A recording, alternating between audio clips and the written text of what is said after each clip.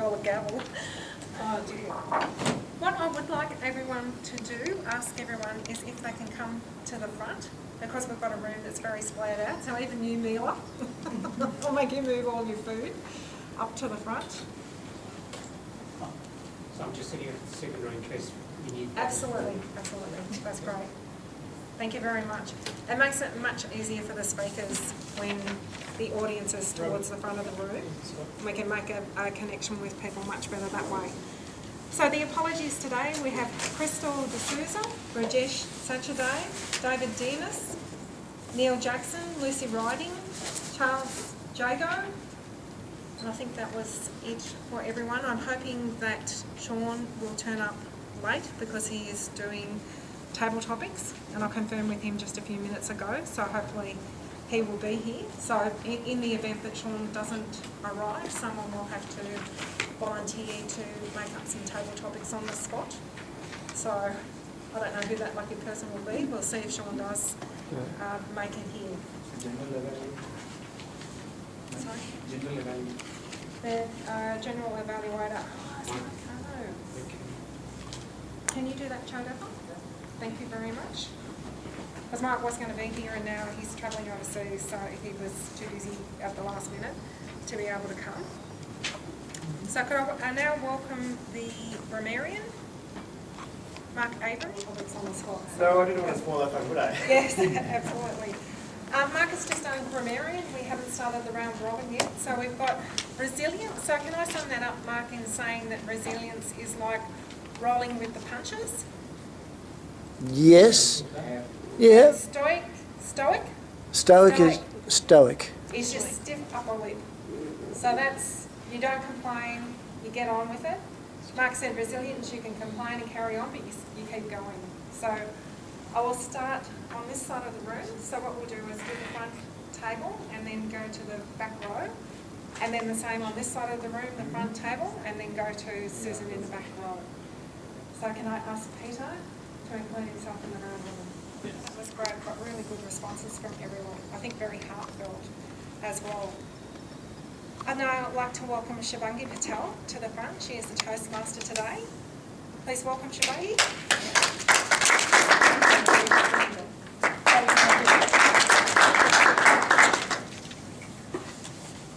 Good afternoon, Toastmasters and guests. I let Shivangi down, actually. The title of the speech is Lassiter's Reef. Okay. No worries. I thought you might pick it up off the agenda, but I should have sent it to you. That was my mistake.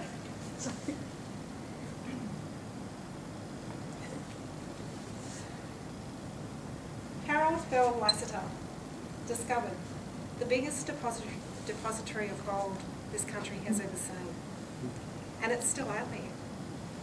In the desert, somewhere near the McDonald Ranges in the Northern Territory. Many people have attempted to find this gold.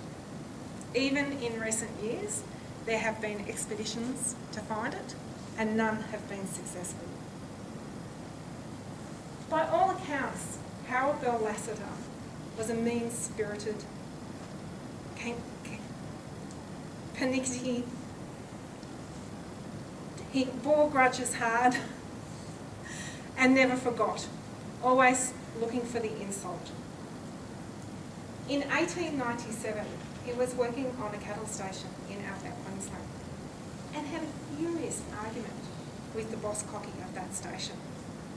So he decided he would test his luck in Western Australia. So he piled all the provisions he could manage onto the back of a camel and off he went. So can you imagine what such a journey would have been like at that time? It would have taken months on a camel to get from outback Queensland to Western Australia.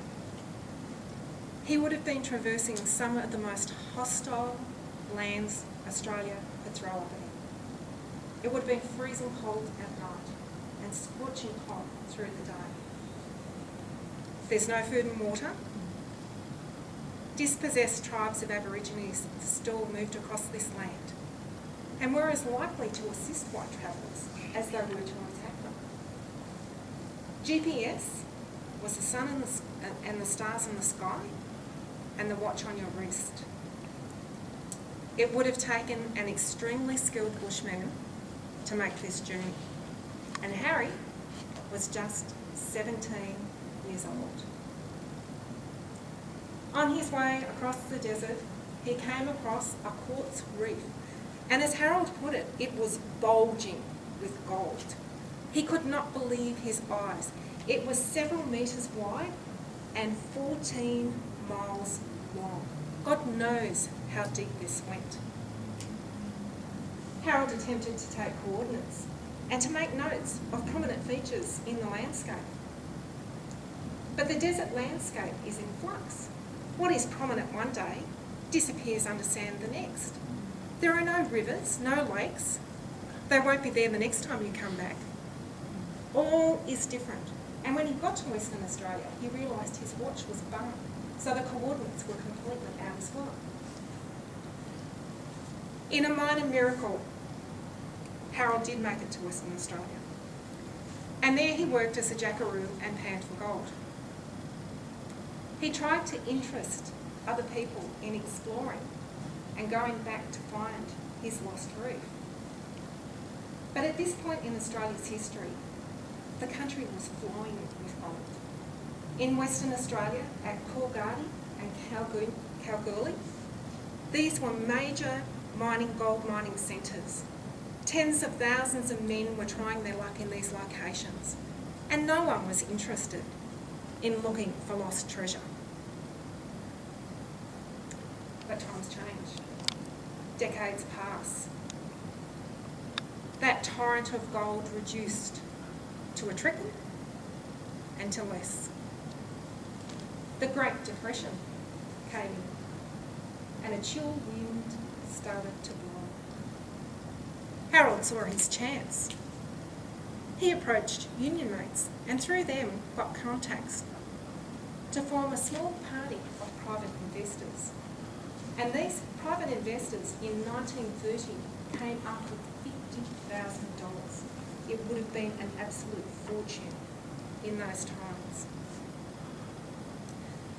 This party of private investors started to plan the expedition, but they didn't consult Harold. They decided that they would have aircraft with no means of refuelling the planes and nowhere to land them in the sand and harsh desert scrub. They decided they would have men on horseback when Harold knew you had to have camels to make it in this harsh desert environment. Harold wasn't happy. He started to bear a grudge. In the desert, Harold started to argue with the expedition leaders. He became more and more withdrawn and increasingly erratic. Many in the exploration party started to doubt his sanity. He got the party to track east and then backtrack. The expedition itself became more inconsistent and erratic. A plane crashed and another had mechanical failures. One day Harold took off by himself. He came back and he said he had 2 mineral samples in his pockets and that he had found the lost reef. So the leader of the expedition said, "Oh yeah? Where is it?" And Harold said, "I'm not going to tell you." So the leader of the expedition said, "You don't tell me, this whole thing's off." And it was. One by one, each member of that expedition company left.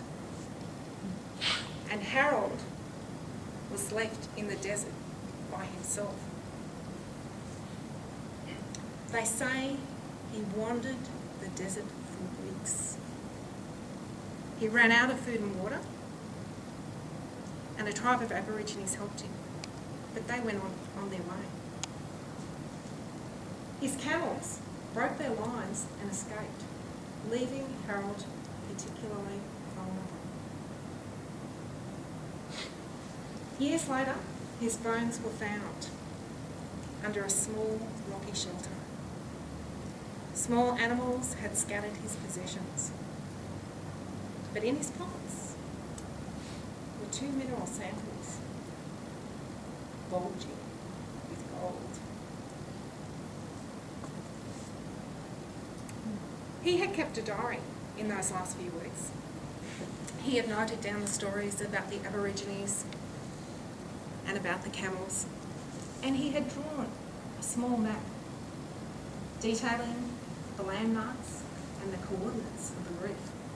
And this he bequeathed to his wife. His grandson today still believes the reef is out there. Lassiter's Reef. Was there ever really such a reef? Or was Harold Lassiter mad? Or was he a genius for managing to convince investors to find this lost treasure in the desert? We may never know, unless someone finds that reef. Thank you.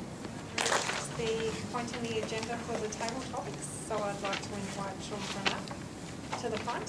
Thank you very much, Sean. Thank you, Madam Chair. It's always wonder what he did.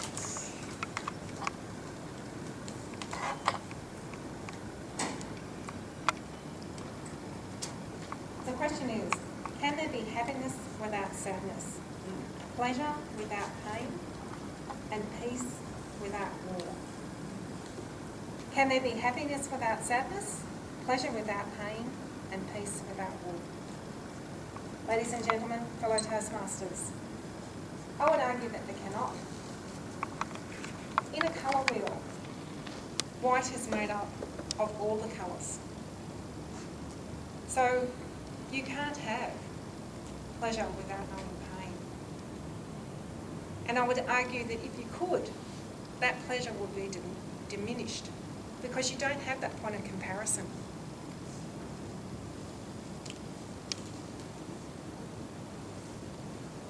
Equally, you can't have sadness, happiness without sadness, or peace without war, because you need the opposite to complement the full. You need to know the negative to experience the positive. I myself went through a reform period, and it was very, very difficult. But I've come out through the other side, and I now feel complete. I treasure the job I have much more than if I had not gone through that whole process. So, ladies and gentlemen, I would argue that no, you can't have the good thing, the positive thing, the happiness, without the sadness. Thank you. Before we go on to the next item, I would like to point out that we're running a little behind time at the moment.